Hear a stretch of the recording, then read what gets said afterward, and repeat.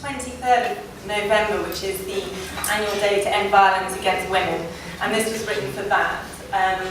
But I sort of dedicated it to men as well, because that's a problem that doesn't really get talked about very much. There's lots about violence against women, but this is not just for women. And it's a lot about pain. It's about what happens when you begin to love pain, which can be a bit of a disturbing thing, I think. So it's called The Empty O.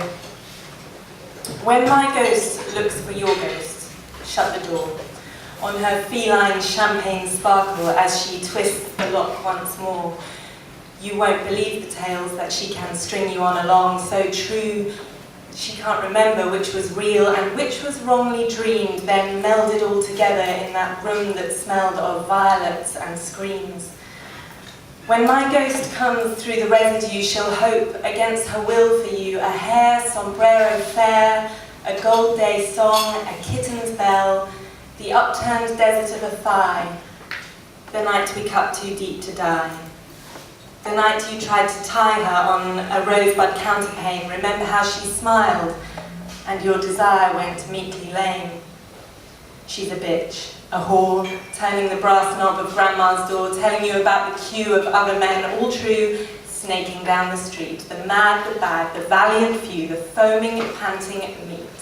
A garden for her chastity, geraniums instead of heart, the ways that we've turned sex and violence into art. The empty hole, the O, porcelain urinal show, slapped witless by the fear that she adores, the courtesan in time, the ancient, patient concubine, a place for you to put yourself, to put your foot, your fist, your fame.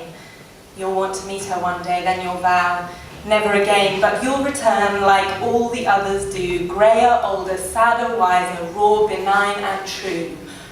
We finally grew our missing skins. We are like you now, cold and strong. We keep going ever on.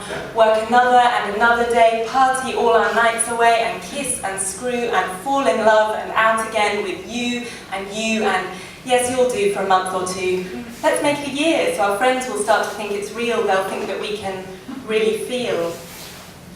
Obedience, slut, is all she wants to hear, growled like grinding engines in her inner ear. Red-haired Jolenes take up every channel of her eye, those chestnut mares born to make her cry, thin and wasted ripe with beauty's youthful bile, the warm silk scarf between her legs, the one over her eyes, wet knickers in her mouth, the ropes of hair and bruises heading south, down ribs that wheeze and crackle as they cave against the endless, mindless fist of your red mist days. Strung out Jolenes. The apples of her eyes, she'll string them out, she'll string them up, and helpless swinging, still they'll make her cry. And if we suck her birthing juices, well, look how high she'll take us, we can fly.